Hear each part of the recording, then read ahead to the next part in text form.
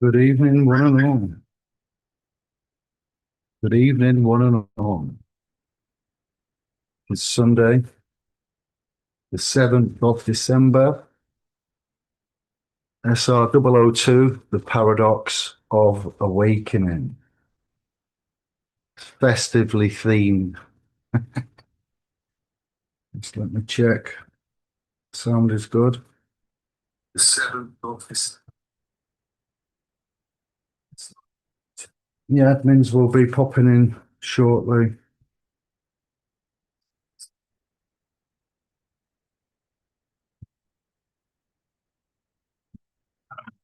We'll watch the chat. Without further ado, a message that needs to be re-given to you. If I can actually find the document I need.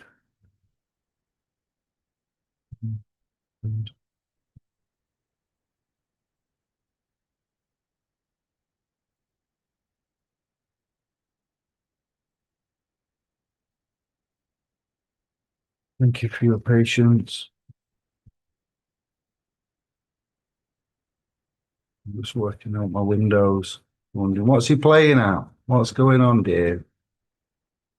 Windows, mouse, operating on a blankie. It's got no reference. So, reminders. This, what I'm about to read, has got connotations of a certain author, of which I'm sure a few of you will pick up upon by the way that I read it.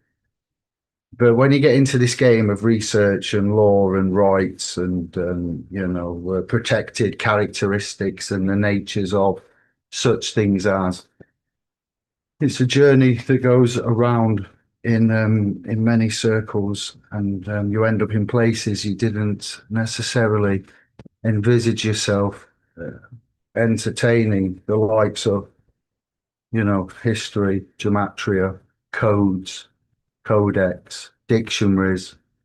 The rabbit holes are deep. So this journey, where we're at, the time we're at, reminding ourselves how we view ourselves, law, various types of law. This next few pages, I hope, will remind you, and we'll discuss it afterwards, and then hopefully that will coincide with when the admins turn up. So, yeah, bear all that in mind as I read through this. The paradox of awakening. Me. There's something rather peculiar that happens when you begin to wake up. And I don't mean waking up in the ordinary sense of opening your eyes after a good night's sleep. I'm talking about that other kind of awakening, the kind where you suddenly see through the elaborate game that everyone is playing. The veil drops and you realize that what you took to be solid reality is actually a magnificent, magnificent dance of consciousness playing hide and seek with itself. Here's the thing that nobody tells you about this awakening. A truth emerges, a truth so fundamental, so completely obvious once you see it, that you'd think everyone else would want to know about it. But the great irony is that this truth must be kept hidden, not because it's dangerous in the conventional sense, but because the very act of revealing it too directly prevents others from discovering it themselves. You see, the truth is this: there is nothing you need to do to be what you are already. You are already it. The seeker is the sought. The observer is indeed the observed. The wave is the ocean pretending for a moment to be separate from the sea so it can experience the thrill of returning home. Now, you might say, well, that's simple enough. Why not just tell everyone? And here we come to the great paradox. Because if I simply tell you that you are already enlightened and that there's nowhere to go and nothing to achieve, one of two things will happen. Either you will reject it outright because it contradicts everything you've been taught about self-improvement and spiritual progress, or you'll accept it intellectually and turn it into just another concept to collect in your mental trophy case. The moment that you make enlightenment into a destination, you've missed it entirely. It's like trying to catch your own shadow. And we've all had a good fun playing that game. The harder you chase it, the faster it runs away. But stop running, and there it is, always was, right beneath your feet. This is why the great teachers throughout history have been so maddeningly paradoxical in their teachings. They point at the moon, but insist you don't mistake the finger for the moon itself. They set up elaborate systems of practice, knowing full well that the practice itself will eventually have to be abandoned. They build you a boat to cross the river, but remind you not to carry the boat on your head once you've reached the other side. The Buddha taught for 40 years, but at the end, he said he hadn't taught a single thing. Lao Tzu wrote that the Tao that can be spoken is not the eternal Tao. Jesus spoke in parables because direct explanation would have missed the point entirely. These weren't being deliberately obscure for the fun of it. They understood something crucial, that truth cannot be given, it can only be discovered. And what makes this even more delicious is that you can't discover it by trying to discover it, because who is trying? The ego. And the ego is precisely the illusion that must be seen through. The ego is like a character in a dream trying to wake up the dreamer. It's a magnificent impossibility. So what happens when you truly wake up? You realize you've been playing a cosmic game of hide and seek. God, the universe, consciousness, whatever word you prefer for that which is ultimately unnameable, has pretended to be you, to be separate, to be limited, to be mortal, and has done so with such conviction that it actually believes its own story. The character thinks it's real. The wave thinks it's separate from the ocean. And the awakening is simply the moment when the creator, God, says, aha, I have found myself. The great search ends not because you found something new, but because you realized you were what you were looking for all along. The treasure is not at the end of the journey. You were sitting on it the entire time. Now, if only we knew that. Now, if only someone had stood up and said, do you remember when that lad said what he said? What did that lad say, Dave? Well, here he is. We're back. Here we are again, yeah? Now, here's where we must be very careful indeed, because when you see this, when you really see it, there's a tremendous temptation to go out and tell everyone, to grab people by the shoulders and shake them and say, don't you see? You're already it. Stop searching. Stop trying. Just be what you are already. But this almost never works. In fact, it usually has the opposite effect. People think you've gone mad, or worse, they turn your insight into a new belief system, a new religion, a new set of rules to follow. They take your spontaneous exclamation of recognition and turn it into dogma. They take your pointing finger and building the shrine around it, completely forgetting to look at what you were actually pointing at. This is what's happened throughout history. Jesus didn't come to start a religion. Buddha didn't intend to create Buddhism. They were simply expressing their own realization, pointing, where am I?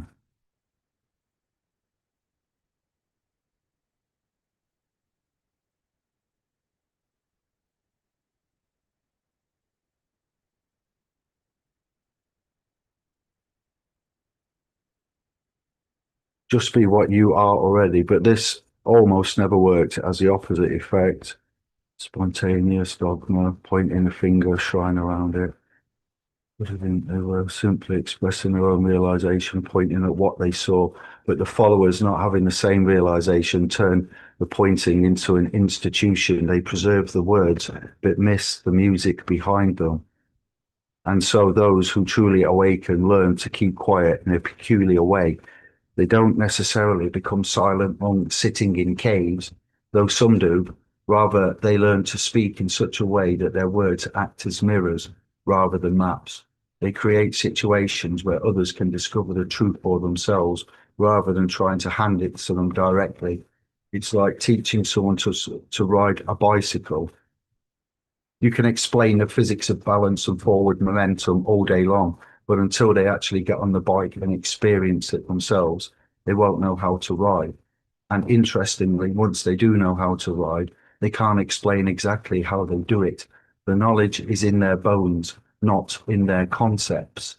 The awakened person learns to work with others where they are. If somebody is deeply identified with their spiritual seeking, you don't tell them to stop seeking. You might encourage them to seek so thoroughly, so completely, that they eventually exhaust themselves and collapse into the realization that there was never anywhere to go. If someone is caught in the grip of trying to become a better person, you don't tell them self-improvement is a trap. You let them improve until they realize that the one trying to improve is the same one who thinks something is wrong in the first place. This is the art of skillful. Skillful means, as the Buddhists call it, has the ability to meet people where they are and give them exactly what they need to take them to the next steps on their journey, knowing full well that all steps are ultimately steps in place. That the journey is really a staying put, that there is nowhere to go because there is nowhere that isn't here. And here's another layer as to why this truth must be kept hidden, because the truth is alive, not static. It's not a formula or fact that can be transmitted like a recipe for bread. Every person must discover it fresh for their own self in their own wonderful, experience. It must be new each time, or it's not the real thing. It's like falling in love. Someone can tell you about love, can describe the feelings and the symptoms, but until perhaps fall in love yourself, you don't really know what they are actually talking about. And when you do fall in love, your experience of it will be uniquely yours, even though love itself is universal. The truth we're talking about is like that. It's universal. Yes, everyone who awakens sees the same fundamental thing, but the way they see it, the context in which it arises, the particular flavor of their realization, all of this is indeed unique to all of the scribes, all of you, all of them. And this uniqueness cannot be captured in words or teachings. It must be lived. There's also a very practical reason why this truth must be kept hidden, and it has to do with the nature of society itself. Society is based on a collective agreement to take the game seriously. We agree to treat money as if it's of real value. We agree to treat our roles and positions as if they define who we are. We agree to treat time as it's passing and death as if it's an ending. Now, these agreements aren't necessarily bad. They're necessary for the game to function. The problem isn't the game itself. The problem is that sometimes we have forgotten that it is in fact a game. When you wake up, you see that it's a game, but you also realize that you're still playing in it. You still need to eat. You still need a roof over your head. You still interact with others who are taking the game very seriously.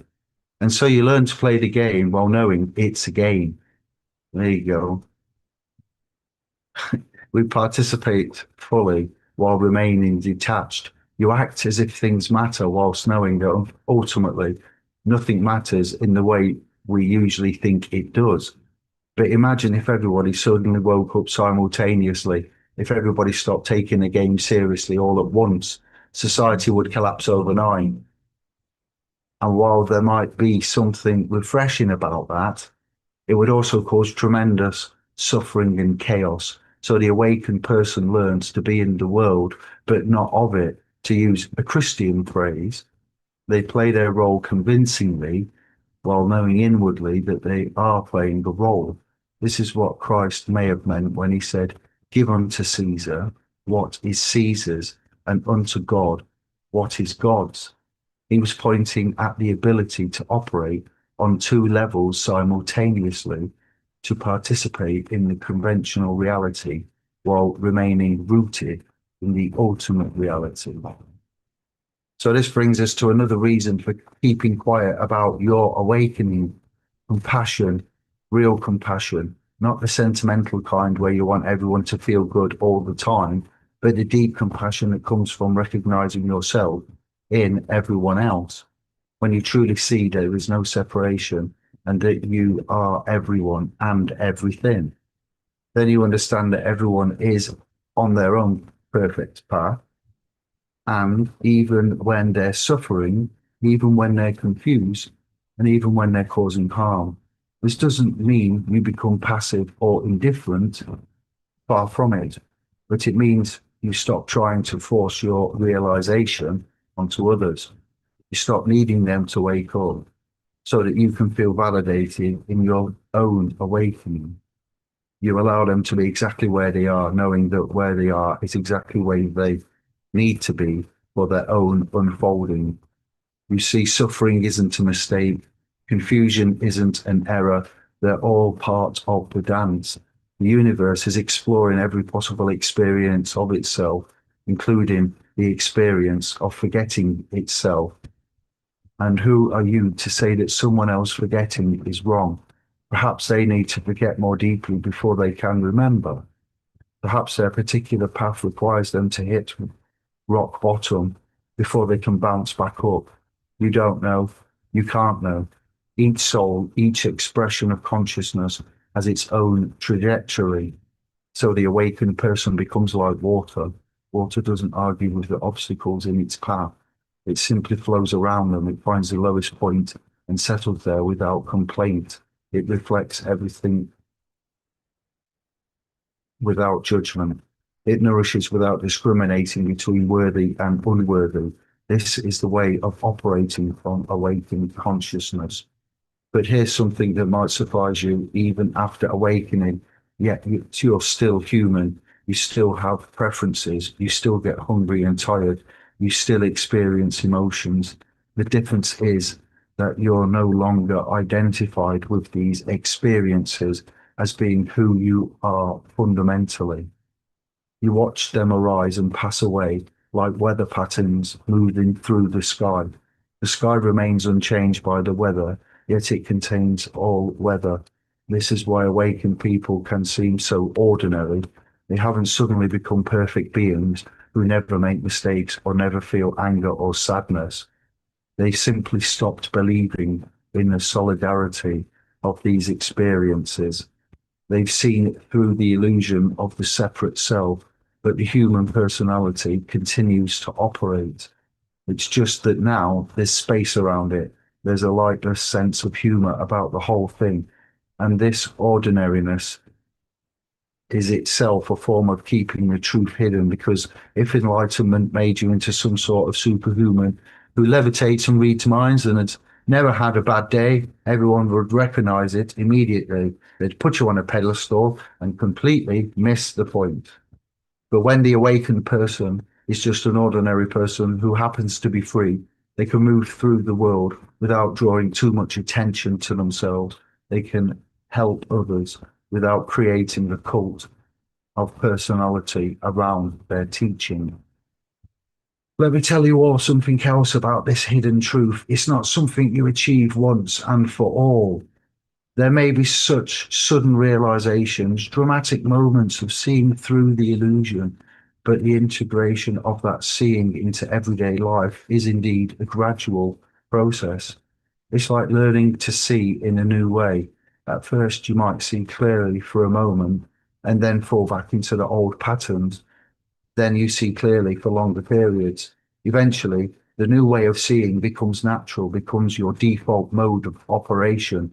But even then, there are layers upon layers. You wake up from one dream only to find yourself in another dream. You see through one level of illusion only to discover another level beneath it. This isn't discouraging once you understand it. It's actually quite wonderful. It means, guess what? Bonus. The adventure never ends. There's always more depth. to discover, always more of yourself to recognize, and always more of the infinite to experience. And here's something crucial. You can't use your awakening as a way to avoid being human. Some people have a realization and then try to use it as a spiritual bypass, as a way to avoid dealing with their psychological issues or their responsibilities, relationships, etc. They say, well, nothing really matters, so why should I care about anything? Because this is just another form of ego, another way of maintaining separation. True awakening includes everything. It doesn't reject the human dimension, it embraces it fully while seeing through it simultaneously. You become more fully human, not less. Your emotions become more vivid, not less, because you're no longer protecting yourself from them. Your relationships will become more authentic. Why? Because you're no longer maintaining a false image of yourself. Your life becomes more engaged, not more detached, because you are no longer afraid of losing something in which you never really had in the first place. So when I say the truth must be kept hidden, I don't mean you should lie about it or deny it. I mean, you should embody it rather than proclaim it, live it rather than preach it, be it rather than talk about it. Let your presence do the teaching rather than your words, because presence can't be fate, Shaman. You can fake knowledge, you can fake wisdom, you can even fake compassion, but you can't fake presence. When someone truly, when someone has truly awakened, there's a quality about them that others recognize, even if they can't name it. People are drawn to this quality. They feel safe around it. They feel seen and accepted in a way they rarely experience elsewhere. And in that safety and acceptance, they naturally begin to question their own assumptions, to examine their own beliefs, to wonder if maybe, just maybe, there's another way of being that they haven't considered. This is how real transmission is likely to happen, not through words and concepts, but through this direct recognition of being the meeting, being the teacher doesn't give the student anything. Rather, the teacher's presence reminds the students of what they already are. It's like two turning forks. No, it's like two tuning forks. One is vibrating at a certain frequency, and gradually the other begins to vibrate at the same frequency through what is called resonance. And sometimes the awakened person doesn't need to be present physically. Sometimes just a memory of them or a story about them or a teaching they left behind can trigger this resonance in someone who's ready. The Buddha has been dead for thousands of years, but people still wake up by contemplating his teaching. The form doesn't matter. What matters is whether the recipient is ready to hear, and readiness cannot be forced. All right. So that's interesting in itself. As much as you want to force it, you have to play the game of life with the universe, learn to read it. And this is then how it's acting and reacting and interacting. And I'll just check a little message from Kelvin, yes, in the admin chat.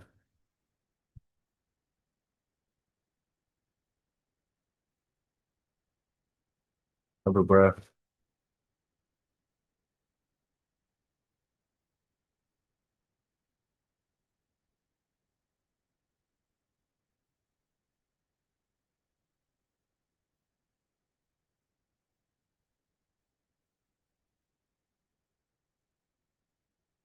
Um, right, where are we?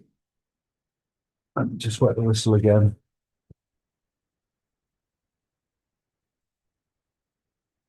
You can't make someone ready before their time. All you can do is plant seeds and trust that they'll sprout when the conditions are right. Sometimes you plant a seed, walk away, never knowing that years later it's grown into a mighty tree.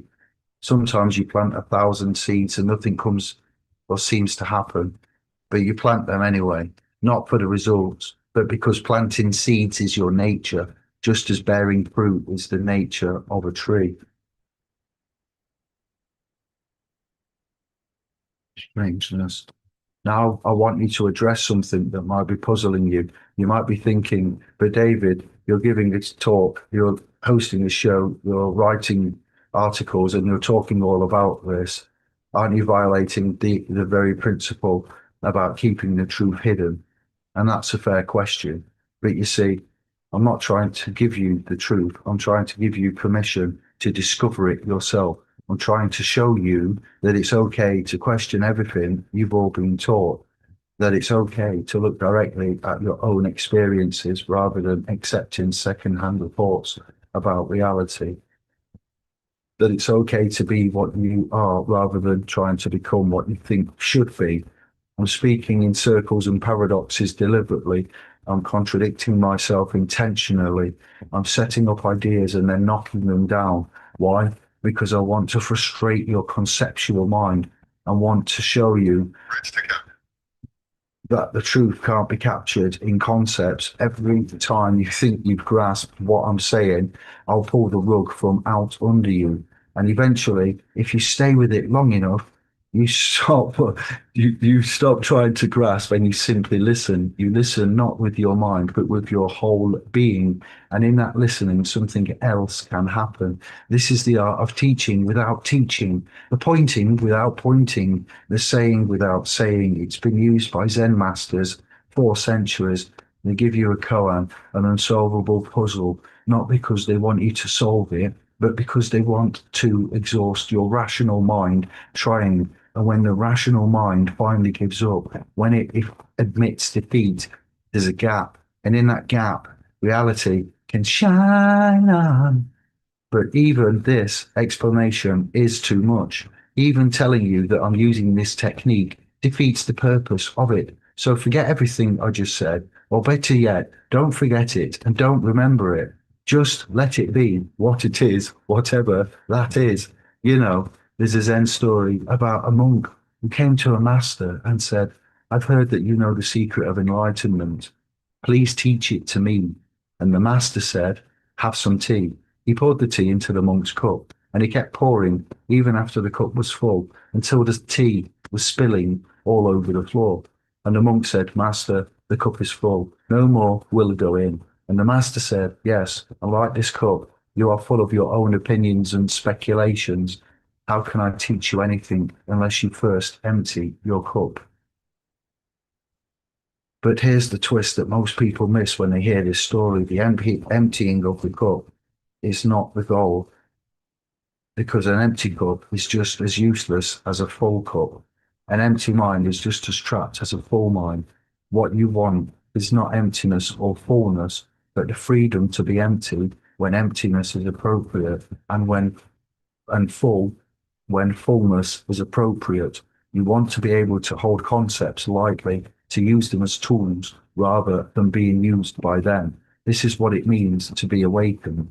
You are free, not free from life, but free within life. Not free from thinking, but free from believing your thoughts. Not free from emotions, but free from being controlled by them. You can still play all the games, but you're no longer fooled by them. You can still wear all the masks, but you know, there's no face underneath the persona, the legal personality. You can still tell the story of your life, but you know, it's just a story, and you're equally the storyteller, the story, and the blank page it's written on. And the greatest joke of all is once you realize there's nowhere to go and nothing to achieve, you're finally free to go anywhere and achieve anything. Once you realize you're already complete, you're free to become whatever you want. Once you realize nothing really matters, everything becomes infinitely precious. The liberation from the game gives you the freedom to play it really like it's the first time. But again, if I tell you this, you'll just add it to your collection of spiritual concepts. You'll say, ah, yes, I understand nothing matters, so everything matters. I get it, but you don't get it. How could you? Understanding is of the mind. And what we're talking about is beyond mind, not opposed to mind, but beyond it, including it, but not limited to it. So what am I really doing here today? Inviting you to look not at these words, but at the what the words are pointing towards. I'm inviting you to examine your own direct experience rather than your beliefs about experience. I'm inviting you to question the questioner, to observe the observer, to witness the witness. And if you do this sincerely, if you really look, you might discover something preposterous, remarkable. You might discover that there's no one there doing the looking. There's just looking happening. There's no experience separate from experience. There's just wait, there's just experiencing occurring. And in that moment of recognition, everything shifts. Not because anything changed, but because you stop pretending that things were other than they are.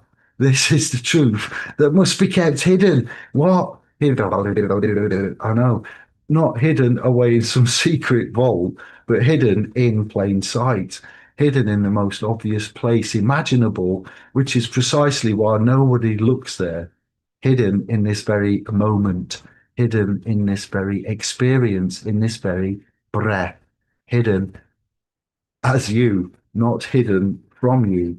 And the reason it must be kept hidden is that the very seeking of it is what prevents its discovery.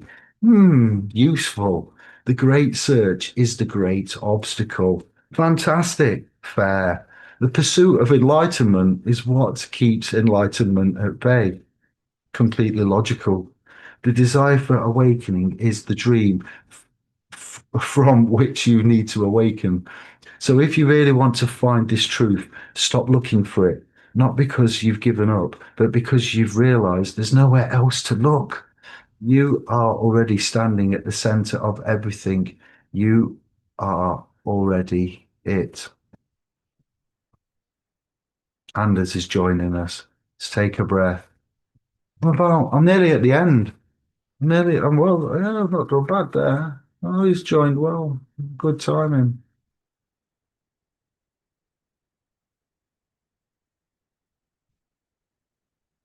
Hello, Mr. Anders. Indeed. Yeah, let's go. Some kill part clips. Go away. How are you, brother? You in? You in like Flynn? Flynn, Flynn. Huckleberry Flynn. Oof. yeah, Spitting out some lyrics, brother. I'm nearly at the end. I have like a page left and I've finished. But welcome. I hope you're well.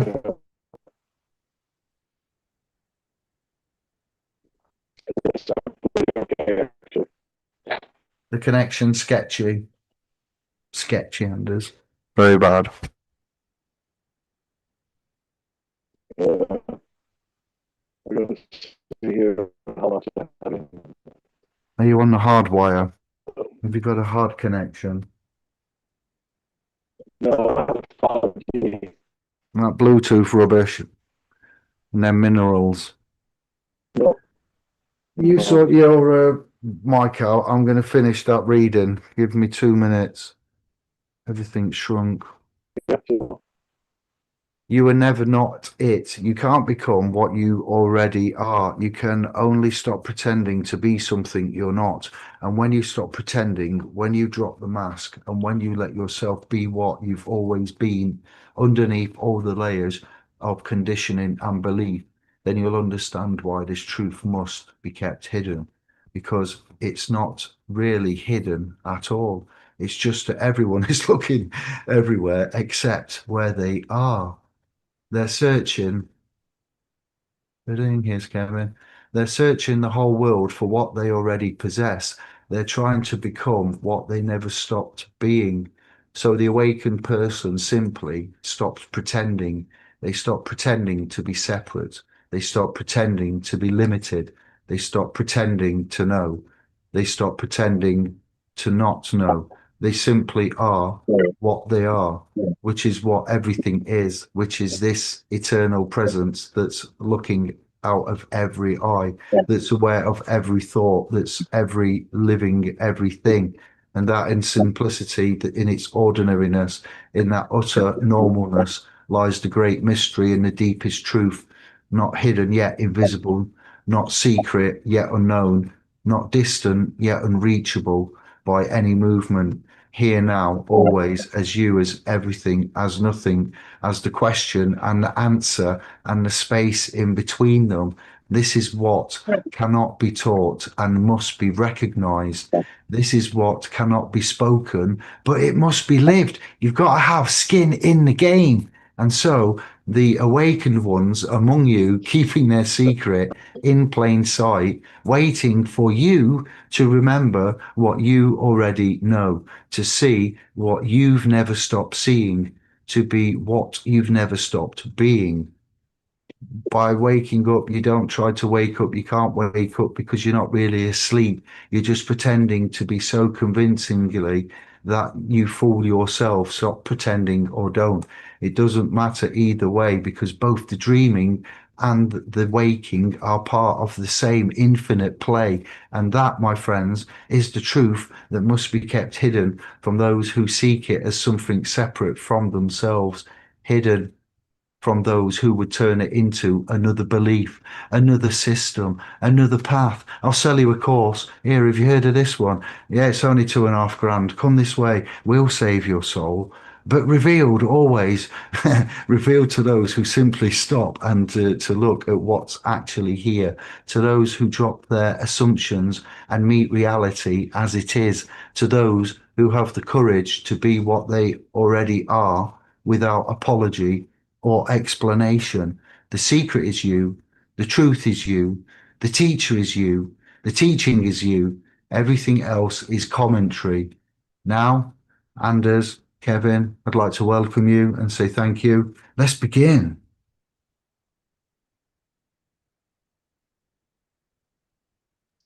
Oh, we recording. Somebody Hello. say something, I did. gentlemen. I just said, hello, how are you? Hello. Nothing. Hello.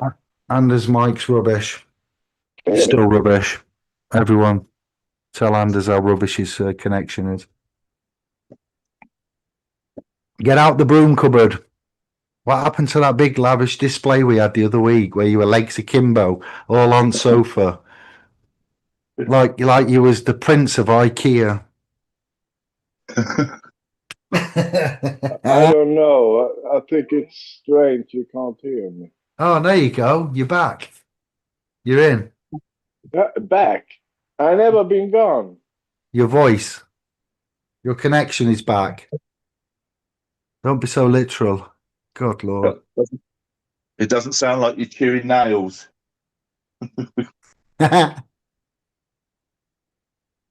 Hello, gentlemen. What do you know? I know it's Sunday, but see, actually turns out I know nothing. I know it's Sunday about 9 o'clock. That's all I know. Well done. Bang on. Yeah, I was starting off with the paradox of awakening, explaining that that was Alan Watts, but we'll credit as we close down, and those were recitings of some of his explanation on truth and seeing it. And when we talk about universe forces, recognition, coincidence, you'll know it as formerly known, by the academics and the religious sectors to cover stuff up. The real power of prayer, as we've talked about, useful things that you really need to know how to command this time of year. Goodwill to all men, festive type of a message. JC was layered in there with some parts of this world, part of the world, but no play no part of it, but be in it. Knowingly playing a game. What we point out to you such things, protected characteristics is the one thing that came to mind that's useful. Data regulation protection, certain areas that Kevin's pointed out, that him and Graham's work have pointed out, procedures and policies, rights. If you just submit and sacrifice your rights, then you've at least had them to give, but if you don't know you've got them to give, you're free to give them away. Or if you know you've got them, but you don't know how important they are, or what other instruments are in the cupboard. Um, my daughter made a faux pas with her boyfriend about instrument because she was confused, bless her, and didn't realize that certain bits of paper are regarded as instruments. And she was trying to think of an actual physical musical instrument to answer a technical question of law. And when she posed it to me, I was like, "You beautiful idiot." When you have those moments with anybody or your loved ones or your family, you're like, "You beautiful fool." That's what life's about. I've got in the chat room now. I've got the laptop beside me.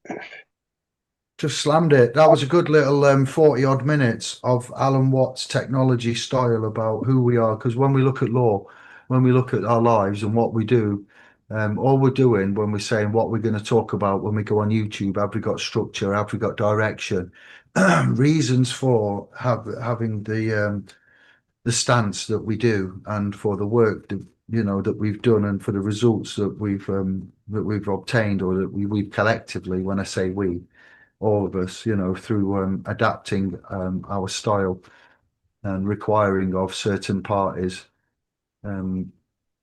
obligations and duties to which they're obliged to fulfill. And that's it, really. You lot knowing your rights.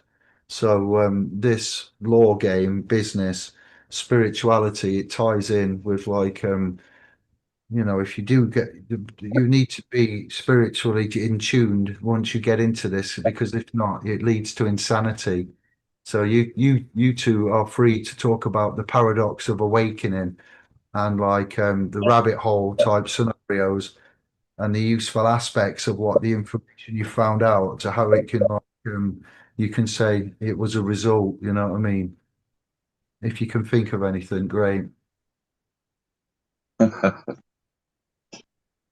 Smashing. Successes, triumphs, wins, shutting people up, shutting things down, putting things in the rightful place, correcting a course of action of which somebody thought there was 10 men, but there weren't even half. Oh dear. Self-appointed authoritarians. It's just to regulate and to control ultimately as well, but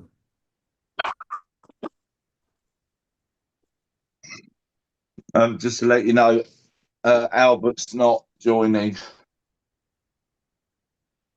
oh, really. Yeah, he's got to be up early in the morning. I just had a bit of interaction with him in the admin chat, just briefly. I'm He up was at, going to bed. my alarm's going off at 6 bells, so yeah. I've got to do it.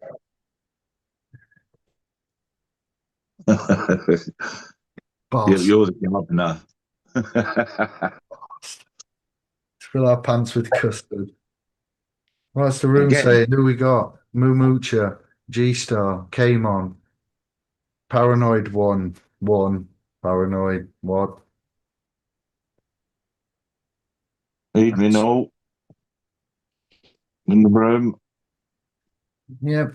What I've said, rewind it, watch it, make notes, get a pen, paper, and play the games. Life is a game. They've worked out when I say the institutions and factions that are um, among our societies, interwoven into our societies as helpers and givers and protectors, when perhaps that would be a rather naive way to look at them, but that's how they're advertised.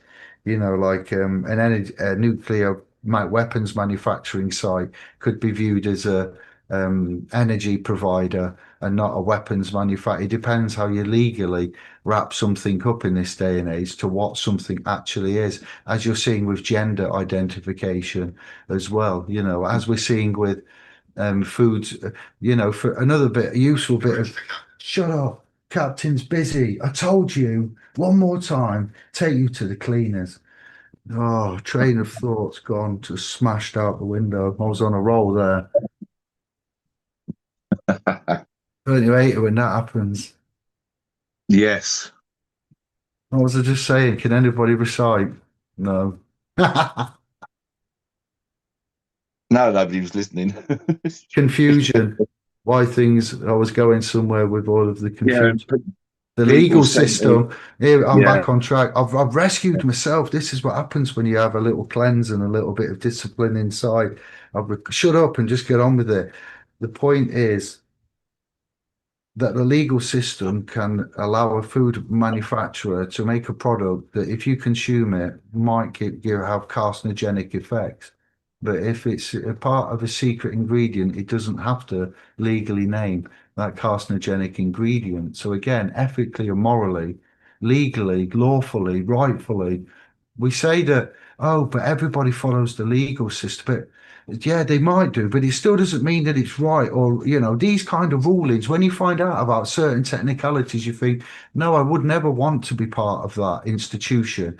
And even an institution that would allow, so they're not allowing harm, but they are allowing harm by allowing corporations to not disclose that what you're eating is going to probably give you cancer if you eat enough of it, but they don't have to tell you because under the legal conditions. But when you get cancer and you find out it was from that particular product, that secret ingredient, none of that legal bullshit is going to make your life any better. So why do we tolerate it? This is not just about when people meet us and think, oh, these sovereign free men on the land, X, Y, and Z. It's about the contempt that we should duly have for all of the, not just the way it is, and certain parables that are written, and guidance and evidences that we've seen elsewhere that I presented before this chat that is intricate and important. We take note of and follow some of the teachings of, or the warnings at least. Yeah, it's very interesting that we still tolerate. We should actually be considering, at the points of 15 years down the line for us lot. Yeah, we should be considering massive structural changes, utilizing the technology that we have to hand, and moving in a much different way, because there's a definition of insanity, and we're all going through that every 5 to 10 years, politically, financially, fiscally. Yeah, and I just wonder why. I yield. Go on, Kev. Come yeah. on. You said every 5 to 10 years. I said minutes. Easy. It's just fucking madness, Sorry. insanity, isn't it? No, crazy. The The whole way that world. the universe interacts with you, your fortune, the way that information lands in your lap sometimes, the way that you bump into certain people at certain times that you could never have created yourself, even if you're on your best days, you couldn't have done such beautiful, synchronicities as what you sometimes, you see and you have. Sometimes it's just little things as well. But looking for something that by the very act of looking for it means you can't find it is just hilarious. Most of that, what I read out, was by Alan Watt, regards the paradox of awakening. The game that we Yes, play. hard work. Knowing that you're playing, some people don't even know that they're playing a game, and they don't realize that it is a game. And while we say game, we'll say game of life, your legal games, and then your lawful games, rules, policies, procedures, duties, obligations, protections. It's about regulations as much as anything, but this is what we give you access to. We give you something where we would want you to be able to utilize, plant the seed, water the seed, and then see what happens. We've made lots of pots in the form of Facebook, the private domain, the public domain, the update bulletin board place, the ability to have profiles and manage um, messaging systems on the domain itself. So we've planted the seeds and we're watering them. We know very much all about that as well. Skin in the game, the observer is the observed. You are also the blank page and you are the character. And all of this, sometimes to some, it just means it's just utter, what would you say, tree hugging, peace and bliss and love and miracles. And it doesn't mean anything, but there is context to a lot of what I've given you there. And you will find causality to certain things of which you'll call coincidence. But then when you learn to read things with a different set of eyes, that's what he was saying. It's still truth, but it's that you work out that things aren't as conformist as what you initially thought, and you can read deeper into things and have a relationship with something which you can't see or explain. And interacts back with you sometimes, and there's no escape from, and you can't lie to it. So that's what, most of my presentation was until you two fine gentlemen turned up. Life in itself and law, Murphy's law, Sod's law. Yeah.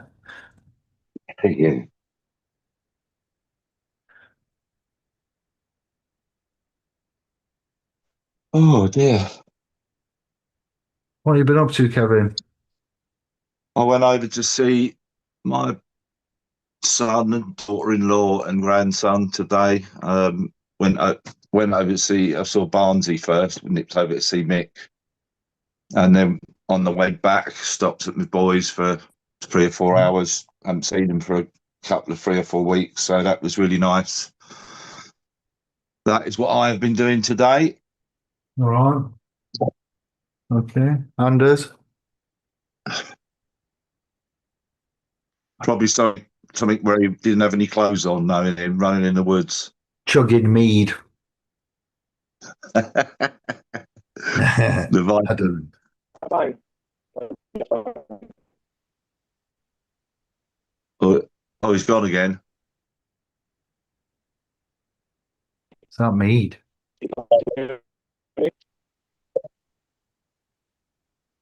You're a bit broken at the moment. Yeah.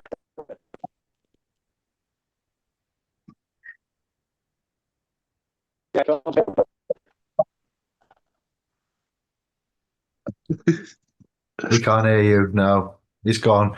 Your sound is rubbish, Anders. Rubbish. Kaputten. Kaputten, ja.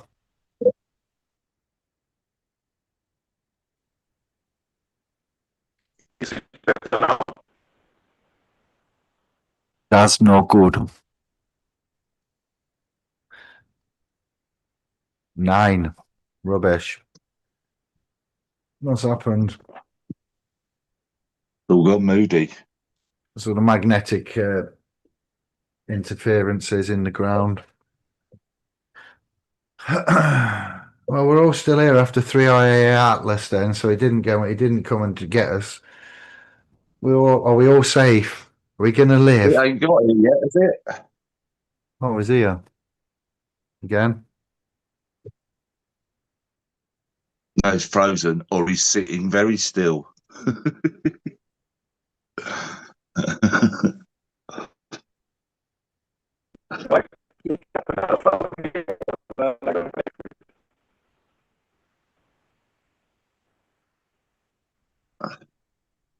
Don't Rubbish. speak Swahili. No, we can't hear you. No, it's the rubbish again. Nil point. Nil point. Sweden, nil point. Yeah.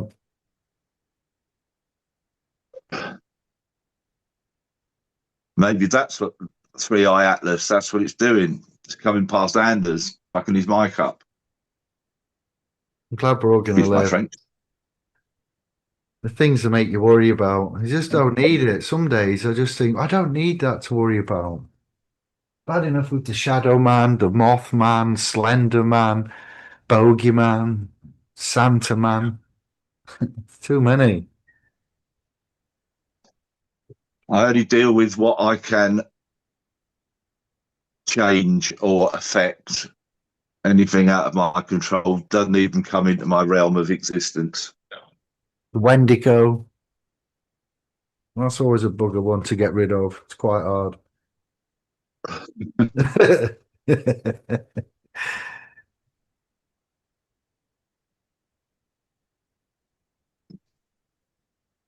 So Albert's got to go to bed and suck his thumb. And Yes. we can't hear. So basically it's on me. It's on me and thee, Kevin, this time to carry the show to proceed forwards with care into the great unknown. When Anders sits in the broom cupboard, his audio never works. Get out the broom cupboard. It's something to do with his phone, or I don't know. Yeah, That's what he's blaming. yeah. Connection. What we need is a big mast. Power. Yeah. Hardwire. A line. We'll run a cable. Undersea one. Lay All in the a way to Anders. cable. Going to Anders to lay a cable. A big one. Is that not rhyming slang? It's not rhyming slang, is it? It's a euphemism for Yeah. going to the toilet, Anders, actually. Yeah. In England. A silly one. This shouldn't be amusing at all. That's toilet humor. Perfect amusing. Oh. God, it's terrible tonight, Anders. Shameful. Embarrassing. All this effort.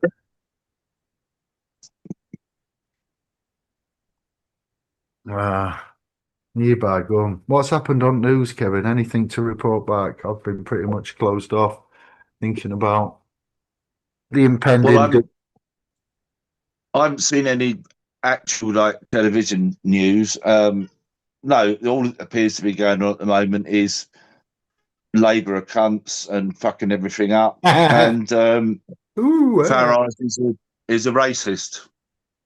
That's Farage about the is two main talking points that I have picked up from the news in the last few days. No change from usual then. No, same old bollocks.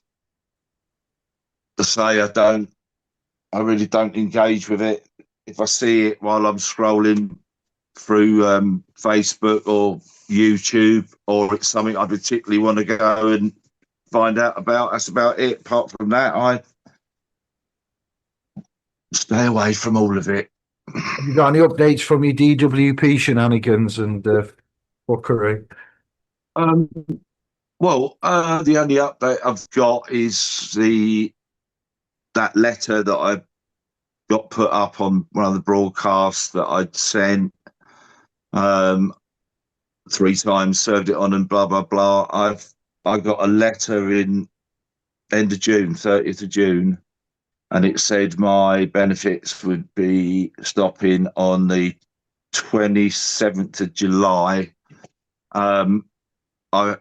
Nothing stopped for me. I've had no more contact from them. I've been paid so far this month. They started this month, so this is 5 months now. So all I can say is they're not jerking with me yet. There's still a chance they will, but I think they're going to have to give a good reason, leaving it 5 months, and then, but we'll see. So I'm quite confident though. But as I say, I've proved Shittle what at I've the fan, won't it? Well, yeah, 5 months later. Oh, we'll be fine. Imagine the cheek. Yeah, but exactly. it wouldn't surprise you. Yes.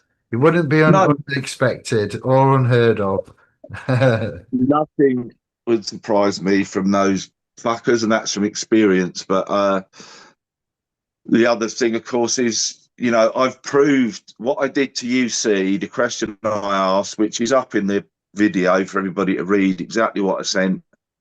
I did that, as I've explained before, when income support became ESA, and I got a letter through the door and a a claim form saying, we're changing it, you've got to make a new claim. So I said, same thing, show me the legislation, blah, blah, blah.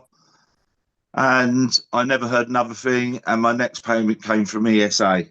So I've already proved my point once with the DWP.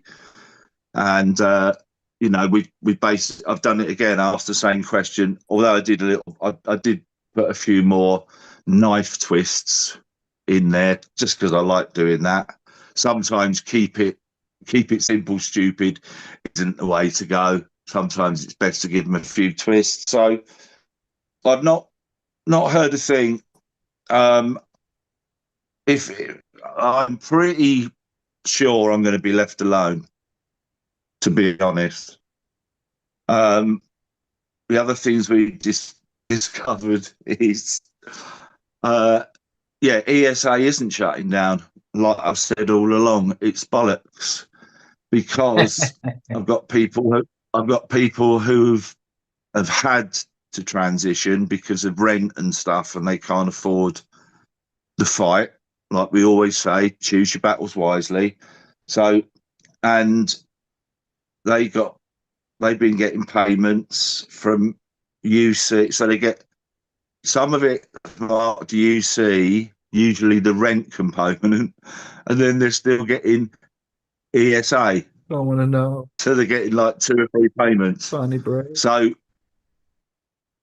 all along, it wasn't ending. It's bollocks, and they proved it. And then during a phone call, one of my friends, they said, "Oh no, there's loads of different ESAs and all this." So it isn't ending. And I got contacted yesterday by somebody. I've never spoken to them before, but it was via Steve, and she was saying her husband, and they've got some recordings of, you know, speaking to them on what they were saying. So I'm speaking to her Tuesday. That's just, and I sort of explain what I've done. But you've got to remember, you know, I've got the other thing with me is because I think they tend to be treating everybody individually, but I've got tribunal wins under my belt and challenges and all this. So it could be that my case is a bit different because they know not to jerk with me. I mean, I quite like them jerking with me because I always destroy them. But as I said, it could be because other people have used that letter and they haven't had the same result as me. And look at Graham. They jumped all over him back in beginning of June and stopped. And he's in a really strange situation now where the DW, if he phones up to speak to the DWP, they go, well, we haven't got anything anymore. We've sent it all over to UC, which is bullshit. Then he's put in an MR, and then they've said, you've got to do the MR with UC. So it's like they're trying to force him over. And obviously he's aware of that. They're trying to force him to speak to UC. But yeah, there's lots of, it's nothing surprising. It's all lies, deception. No, you know, it's like what we had and many people have with the assessment stuff, right? You speak to the assessor, say, can I see your insurance? Can I see your medical qualifications? Blah, blah, blah, blah, blah. And they say, speak to the DWP. So you phone the DWP and you ask them and they say, speak to the assessor. That's where you end up. The place that sends you mad. Yes, so it's just bad, and neither of them. But ultimately, just remember things like, you know, it's not mandatory. And if you push them, assessors, even UC, but any of these assessments, they tell you they're not mandatory. They can't be mandatory because the people aren't qualified. So it's all very similar. As I say, you know, the only thing and I think I've explained this in the video where we did where we put the document up. No.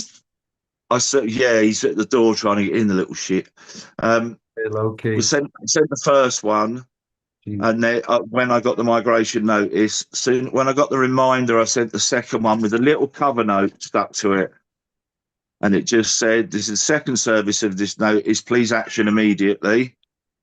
And then I got another reminder, which I then sent the third notice and the little cover note, and it said, it is clear you are willfully ignoring me now. Any actions or sanctions or, are made against me can only be done now with malicious intent. And that's all I said. And and then I got the phone call. I knew that was coming. And I wrote a statement out. So I had a statement ready. So she's chatting away, and I said, can you give me 90 seconds? And I read the statement out, and during the statement 3 times I said, I cannot consent, because I know nothing about them. And then at the end, after I said it for the 3rd time, I said, and just for the benefit of any lawyers listening, I've now complied with the rule of 3s. So, and I've not heard anything. Oh, I did get a phone call the very next day, right? The very next day, they tried it again. And I picked the phone up and I said, I only spoke to you yesterday. She said, oh, no, well, I'm someone different. I said, well, I spoke to you yesterday. Please go and listen to the transcript of my phone call. And then they tried at least 3 more times to ring me over the next maybe 10 days. And I just blanked. I'm not obligated to answer the phone to them. They've got me notices. I've asked the questions, sort your lives out. So I didn't ever pick the phone up again. And as I say, at the moment, just at the beginning of month 5, and in my experience, if they pay you at the beginning of the month, you're getting paid the whole month. So I can't see anything stopping.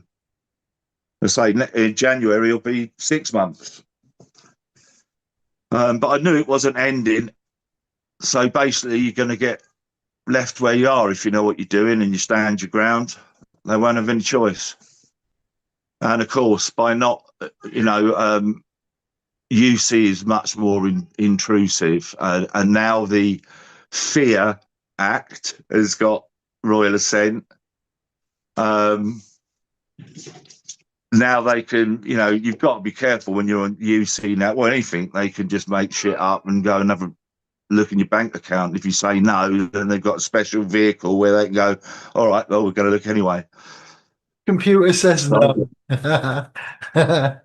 Computer It's says crazy. no. Who's wrote that? Yeah, absolutely it is. But the name of that act makes me laugh. It's just it's exactly what it says. This is what it's designed for: the Fraud, Error, and Recovery Act. Fear, FEAR. No, I thought he was being facetious. It's real. I missed this. Yeah, The Fear Act. yeah. Oh, you couldn't. It got royal assent. Finally, be a wager on that somewhere. Someone's just made a winner. It got it on the 2nd, right? They got it on the 2nd of December. So I went and had a little investigate via Parliament about retroactively or retrospectively applying stuff. And what Parliament says is, so let's say on Tuesday the 2nd, when the King gave it royal assent, it actually takes effect from midnight, the previous midnight. Okay, so it's not like a time thing. So from midnight. So then I was thinking to myself, all right, I'd look about retrospectively applied. No, it only gains power from that time forward. So then I thought, well, if anybody's joining UC now and they start asking for bank statements and stuff like that, surely you just say to them, well, that only got power on the 2nd. So you're going to have to wait at least 3 months for me to supply you with 3 months worth of statements, because you can't ask me for back statements because that only gained power at midnight on the 2nd. Yeah. That was my thought. Just a little jerk around with them game. Yeah, you can ask, but you'll have to wait 3 months for them because the act's only just come in to give you that power.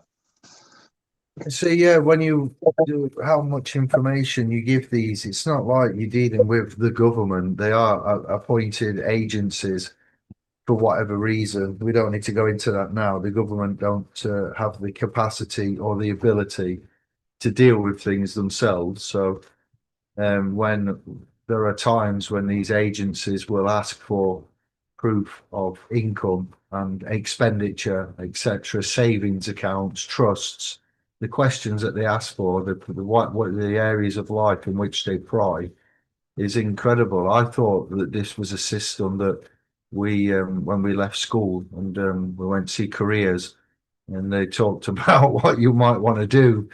And boy, if only I'd have said, well, I hear there's a Treasury Direct account with my person's name all over it, and I might be the beneficiary to said account.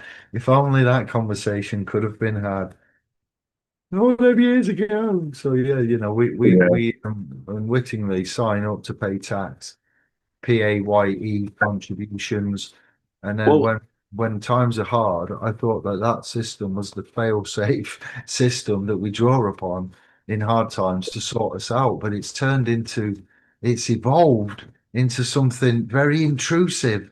It's a bit like the same kind of beast growth has happened with social services because of the power that these people hold.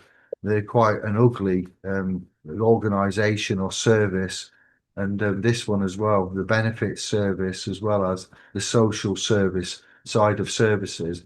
They're not really services. They make you into an object.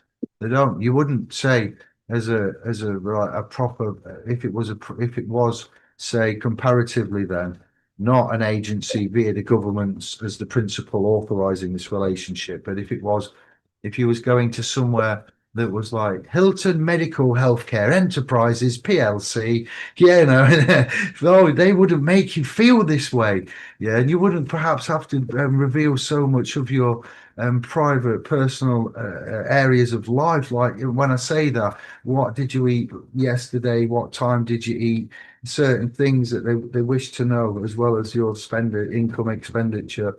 And I think it's quite much of a piss take, because where did we agree to all these changes? We haven't, but this is what is. So that's what you've got to like it or lump it.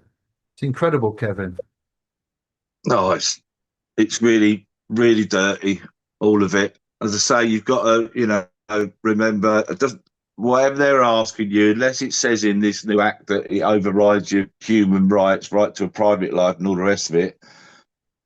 But of course, the vast majority of people don't realise this. They just do as they're told because they're worried that they're going to get fucked with and their money's going to be fucked with. So it's really dangerous for people like that. But then they come across fuckers like me and they tend to leave you alone. But you have to teach them a lesson or two first, but then they just back off. They're not totally stupid. I know that eventually my notices and my statement I read out on the phone, that got up to probably to the legal department, to be honest. And they'll leave me alone. Which the weird thing is, I want them to fuck with me in a way. I mean, but Graham's in that boat at the moment. I mean, he's got an invoice into him and everything because we attach charges to them, forcing, coercing, blah, blah, blah, sanctioning, all the rest of it. So he's in that boat, but they're being absolute twats to him at the moment, which, as I say, the beauty of him being ahead of me, I knew everything that was coming. So, where he was first man in type of thing. Because you can't, well, I could have voluntarily gone and said, I want to go to UC, but I don't want to go to UC because it's like unilateral decision to shut it all down. You can get fucked and make threats. That's the other thing I said in my notice. I don't particularly appreciate the first communication I have from your organisation in the very first paragraph, giving me orders and making threats of financial distress. Jog on. So, but as I say, I think they're leaving it a bit long to justify stopping me now. And I say I've since discovered that there's somebody else that I don't know what the information they've had. I'll find out on Tuesday, but it appears they've got it shut down too. And don't forget the complaint letter. That bit in the complaint letter that went to our friend, who I won't name because I haven't asked him, and that says most people will have to move over to UC, blah, blah, blah, unless they are eligible to defer or cancel the move. So that tells you you don't have to do it. It's not an internal move. That's why they need you to make a new claim. So, and they're not disclosing who these people are. As I even point out in my notice that they're registered as a bank. There's 2 registrations on there. The first one's 2012, which is when it was first, not implemented, but it was set up. And then Universal Credit Bank Limited is 2015. So I just pointed out to them, trying to make me contracts. I'm more than happy to contract if I get full disclosure, you tell me who they are and blah, blah, blah, blah, blah. But of course, they're never going to do that. So, but it's sordid. All of it is sordid. It's disgusting. And that's why I try and say to people, and that's why we're trying to keep everybody using the same thing. Because, as I've said to you before, Dave, sometimes you'll have to go to tribunal and all they'll be interested in is why you didn't do something or why you, whatever it is. And they don't give a shit about the rest of it. They really don't. They couldn't give a toss. That's all it'd be. So this is why we're saying if everybody starts going in with not qualified, blah, blah, blah, blah, blah, and then putting that in tribunal, we leave them nowhere to go because that's what we've done. It we haven't consented to. And that's what we're fighting on. And the law, I mean, you've got lawful and legal, those pillars on your left and on your right. It's right. It's solid behind you. That's the thing. It's absolutely guaranteed. I know. It's behind you. The Fraud Act, all of that is backing you up solidly. And no twats are going to argue with that. So that's why we try and get everybody to do, especially with the assessments, just keep asking the questions, qualifications, blah, blah, blah. Most of the time now, it might drag out a bit, but they're not sanctioning you. So you probably won't even end up going to a tribunal. We've got a few people gone through now, took a few months, but gone through with absolutely no assessment and got decent awards, etc. So we know it works. You just got to be brave and sit it out, if you can afford to, of course. So Yeah, that's where we are, really, Dave. It's as I say, I've put out to everybody what I did with UC, but I've had a lot more interaction and in my favour. And who knows what that judge wrote last time we had a chat after the tribunal, and she asked us if we had any questions off the record. She was brilliant. And we had a really good chat with her and pointed a few things out. I mean, she knew that we were on the ball. Who knows what she said to them in her notes or whatever. But I know that I'm flagged, as is Graham. They don't want to speak to us. And they leave me alone. All I get now is if the money's going up, I get notification of that. And how much I've been paid at the end of the tax year. That's it. Credit to you. It is, and it's good that you share that knowledge with others and let them know the intricacies of the matrix that is dealing with social areas of beneficial areas, becoming the claimant and how to be an effective claimant of sorts. Yeah, I mean, To you obtain know, the credits. It's incredible.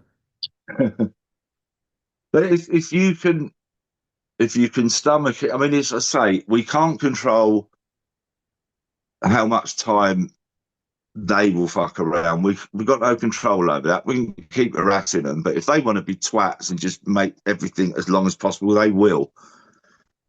But ultimately, if you can get, I guarantee you, if you can get a couple of wins under your belt, they'll just leave you alone. They will leave you, and they're not totally stupid. They know if they come after you a third time, you know, and get it wrong, then you can start taking the court proper. And that's seemed to have happened with Graham. He had a couple of wins and well left alone. Same with me. So, you know, I would, if you can afford it and you've got the balls for it, just stand your ground. You will win in the end.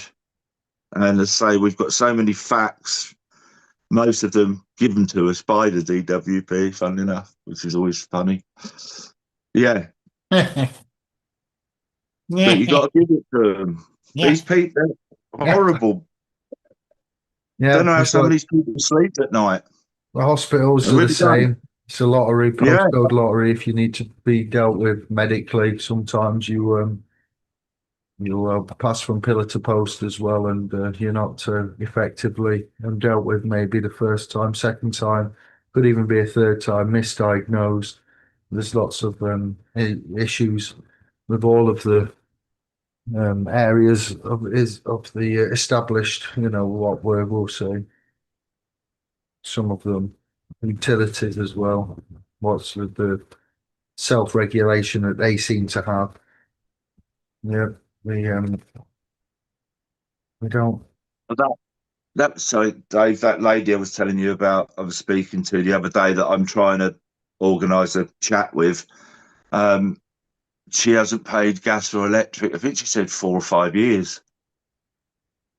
So, and it was really refreshing to come across someone like that, and all sorts of. Honestly, I'm going to get a chat sorted out with the admins and speak to her. She's so nice, really nice, and then maybe we can talk her into coming on a broadcast or something. But yeah, you'll really like her, Dave. She's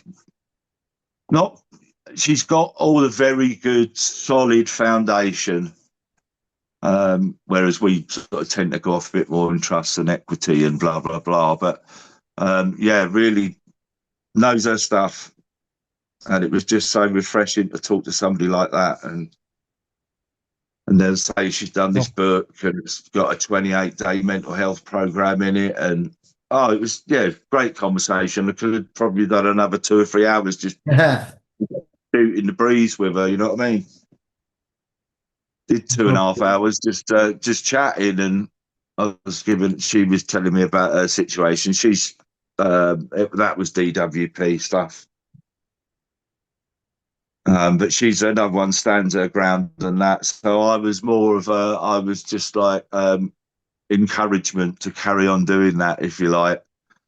We'll see. Yeah, You know, we'll see how it goes. We'll make some inroads, and then by all means. Yeah, I think we'll have a chat with her with the admins first, just to like that in the private, and then scope her out and see if she's up for coming on. But she's amazing character, really nice. I'm not going to release any names or anything yet because we haven't talked to her yet. So there you have it. New and fresh, different angles, different energy. See what go on experience wise, and what can be offered collectively is a good thing.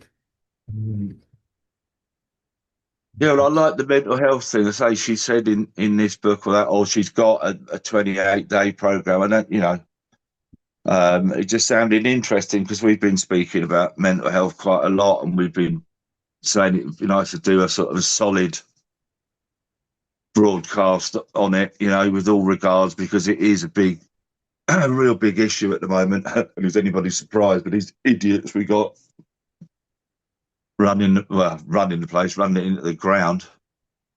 No But stability, then, no security, no continuity. but I'm not being funny. Most of us knew that was what was. We know he's WEF. We know he's part of that gang. He's here to fuck shit up, and it doesn't matter what he gets called or anything else. He's just going to plow ahead and bring in as much bullshit as he can, and that's his orders. Yeah, it's a game. That's what Alan's telling you. It's a game, and you've got we've woken you up, and you know you're playing a game now, and you know that there's rules to a game and advantages and disadvantages. There are also hidden, unseen rules by your own actions, by your own intent. Yeah, it's interesting. The paradox of awakening, the truth trying to present to people is never work, but when they've had a chat with you and they go away again and they experience the calamity of life, but with fresh eyes, eyes that you have helped, planting seeds all over the years. We've all done this one many a time, planted a seed there, planted the seed I have. It's great planting seeds. Sometimes I get a little excited about it more so than I believe I should. Planted a eight seed there. When they walk away scratching their heads, it can't be. And you just tell them a few like home truths and things that can't be that are. I'm not go through them now. It's not the time or the place. And they go away and you can see them checking on phone.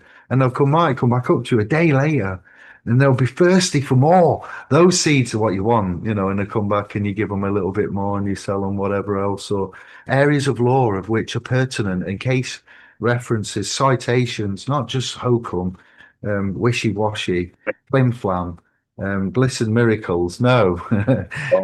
Articulation, practice directions, procedure, and other such things as. And the magic just blooms. It really does. So yeah, it's that's the aim of the game, the meaning of life, to plant as many seeds as you can. Sometimes you can plant rotten apples, though, rotten trees. Sometimes the bad seeds, what you plant, you wish you hadn't planted them. There are also moments in life in which you grow. The negative things, the mistakes you make. Oh, I writ that in there and I shouldn't have, and now it's gone and it's too late. I look like a chimp. It's out there in the world. Oh, you said the wrong word at the wrong moment under pressure. Some of these environments and places and people, self-appointed authoritarians, they can be quite overwhelming, intimidating. Some of them have a hefty knock at like 6:30, 7:15, 8 p.m. at night. Man's still doing trade on the street, banging on your doors. Not that I know, but I can imagine and I've heard and I've seen.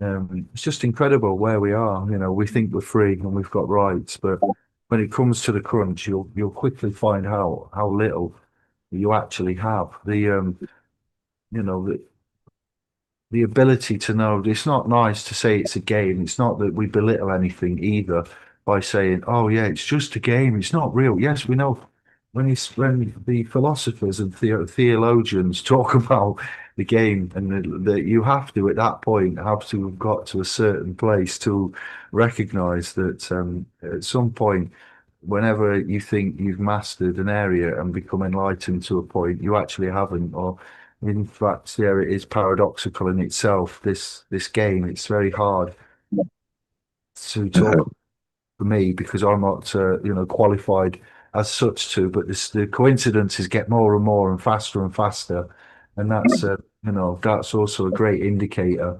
And to be on some kind of learning mission with friends, family, whatever, other tubers, and then to be also on a journey with yourself, and then with some other like invisible friend that cannot be hacked. It's quite annoying in some ways.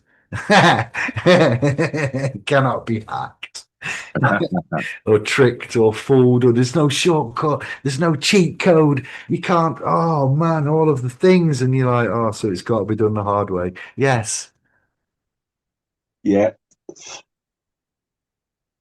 there's no shortcuts. It's nice. It's a fail-safe, foolproof plan. But I think the trials and tribulations and failures, all of that. That's all part of it. You've got to have that as well. This is why we say we're skinning the game. Not just I've drafted this, give it a try. No, we've generally used it on ourselves or used it ourselves before we go and tell anybody else to do anything. But you need all that, you know, those little, failures, little hiccups, all that. That's the learning. That's your knowledge. That's where all that comes from. Yeah, It's a each great person journey. is where they need to be, why they need to be there, at the time they need to be there. Doesn't mean that it's right or wrong. It doesn't mean that you're going through it's not a great constellation prize, knowing a time of shitness that he says it's where the universe wants me. Yeah, but it's still a shit place. When it's a good, stable, happy place, obviously that speaks for itself. But growing a seed, somebody who was considered one of someone I looked up to said that when a seed initially starts, when a plant starts its life, it's as a seed and it germinates. And for life to begin, it has to begin in the dark. And the dark is somewhere that life needs to dwell, but it shouldn't live there for prolonged periods of time. It's a place of balance and equilibrium. And that without it, it can never go and grow into a strong plant that thrives and blooms in the light. But initially, the journey is in the dark. I was like, Yeah. yeah, that's funky ass, deep ass shit right there. Keeping that by some a anonymous, but still true, yeah.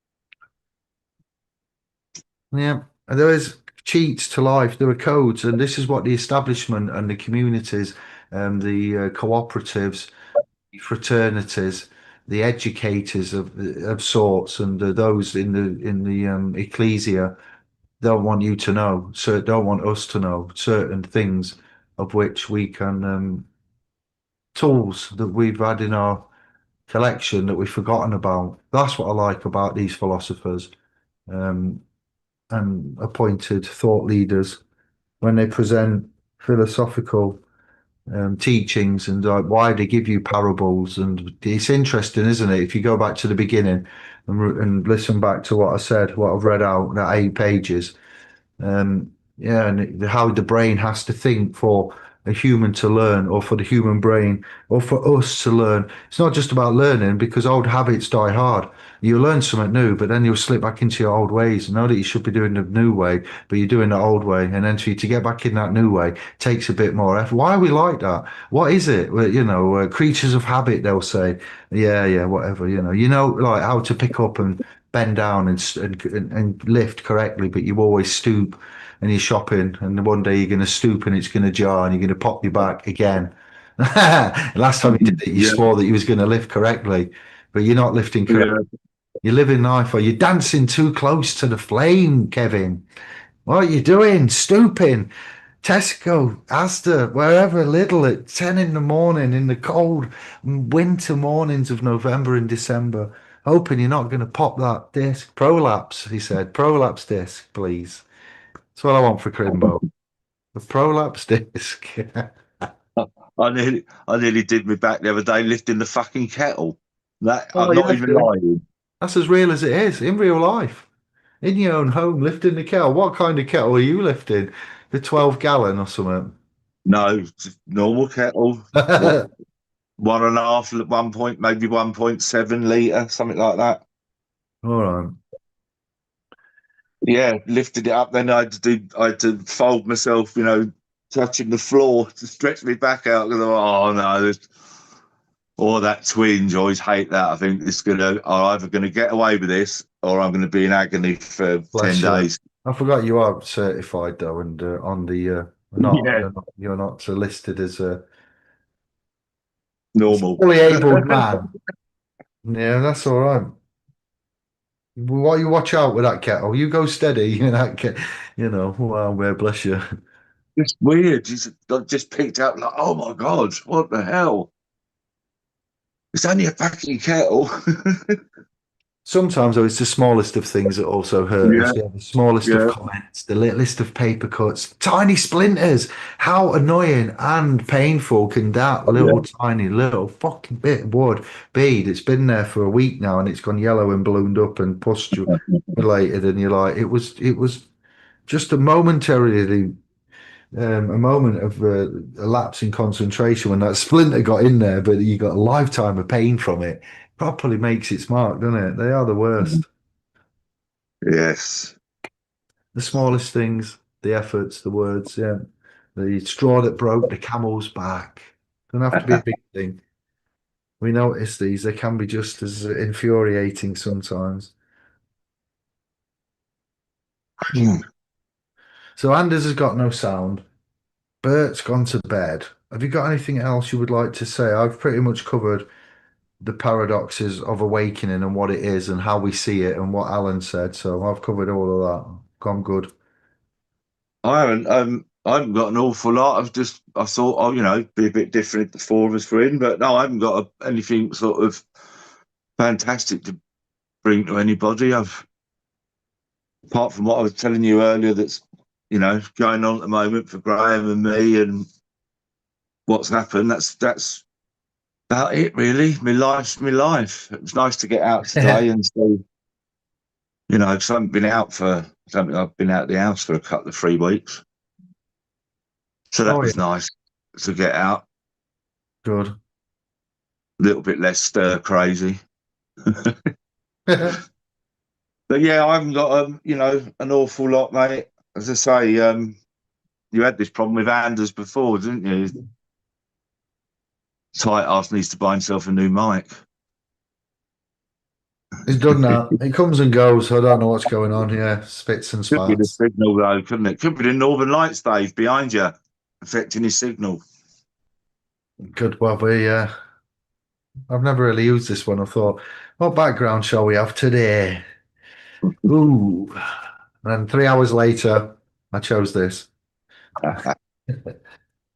No, that's good. It's all continuous improvement, isn't it? What we do. There's Well, nothing always to moving cry forward. about. Nothing ever yet has ever come to a standstill. So still learning stuff all the time, as you know. And as soon as I get information, but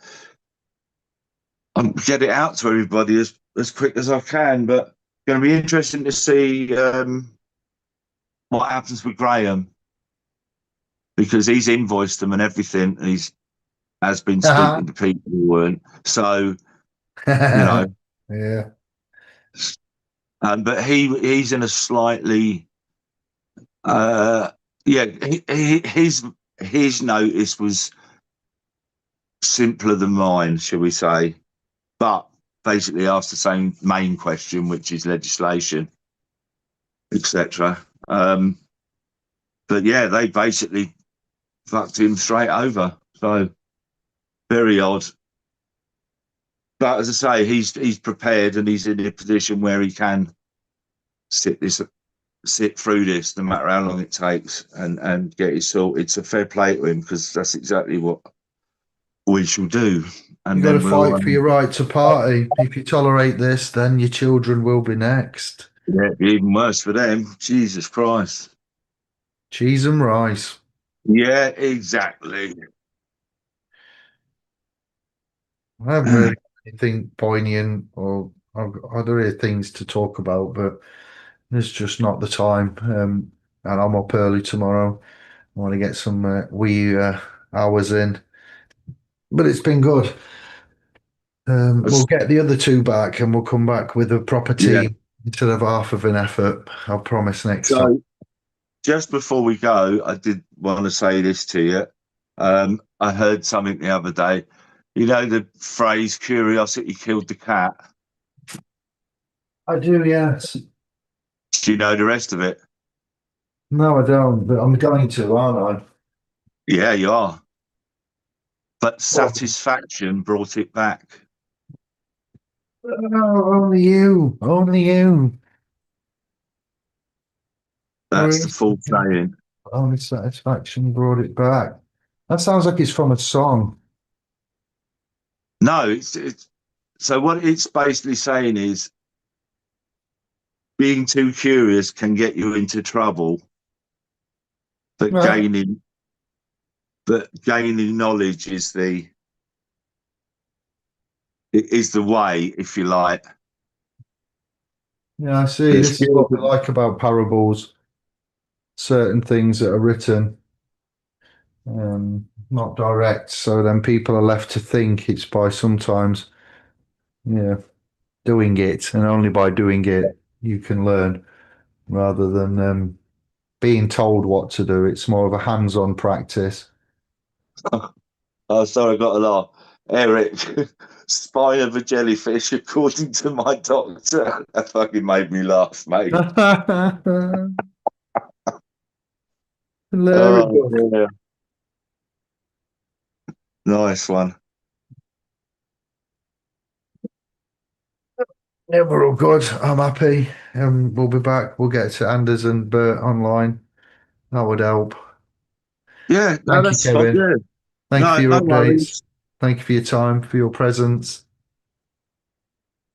I see G Stars in the room. Hope you're all right, mate. I haven't spoke to you Well, for a let's have a while. look at, yeah, let's see if there's anything missed in the chat as well. That's always a good grace I'll to do. probably. Questions. I'll move. I won't be crossing over. If I, if there's no choice, then they will be moving me, and I will be having absolutely no part of it whatsoever. But I know they don't. I know that ESA isn't ending its bullshit to get you into a centralised system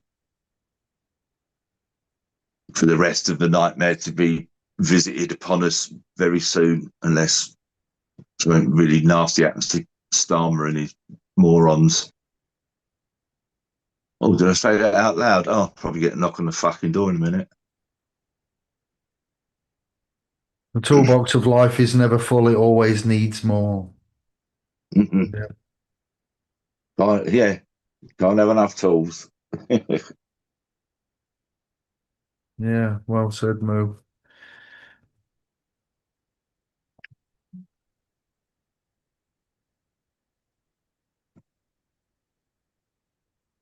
It is nice knowing certain things, how certain things are perceived to um, be. Yeah, especially by the masses. It's like it really is living among the walking dead, isn't it? Apart from these fuckers don't want to eat your brains. Yeah, that's it. And then, like I say, the ingredients in foods as well. Partly we are misled via elaborate, technical, legal, and expensive. Normally, I suppose, fucking advertising, branding, and stuff. The foods we eat is full of poisons and chemicals and things that can ultimately have a detrimental effect on you, but they market it as a healthy, Yeah, balanced, fucking, positive article of food, but it isn't. It's not even food sometimes no, classified legally. It's just insane. So we need to be aware, these organizations also have governments and shadow departments and weapons departments. And it's like, so yeah, we're not told anything. We don't know anything, and the government don't run anything. Agencies do. So really, the agencies are running everything, not the government, but the government are the principal. Yeah, it's yeah, just. and just outsourced everything. That's it. So anyone could have done that. I could have took a Yeah. job, and I'll do that job. How are you going to do it? I just fucking pay other people. Oh, uh, we could all do that. yeah. Oh, Barry, big exhausts, big kahunas. It's incredible. But we can't laugh about it, and there's times of laughter are finished, and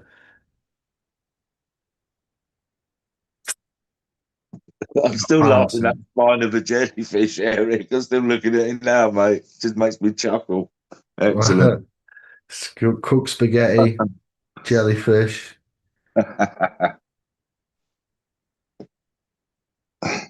sarcasm. the finest form of humour. One of them. But no, we'll come back again next week, maybe Sunday evening, and get Lados and try again. We'll do a test run, Yeah, maybe. should be all right. We'll speak to Albert in the week and see Yeah, what he's doing with servitude at the weekend. You never know if he's off, then I'm sure he'll be up for it. But anyway, it was good to it's see been you, Kevin. emotional. Good to see And you, you, mate. mate. Thank you for your time. Once again, we're going now for real. Check the room. All is clear. Love the Chirp's done. vibe. Love to you all. Yeah, much Thanks for love. Thank listening. you. See you later. Bosh. Thank you, Kevin.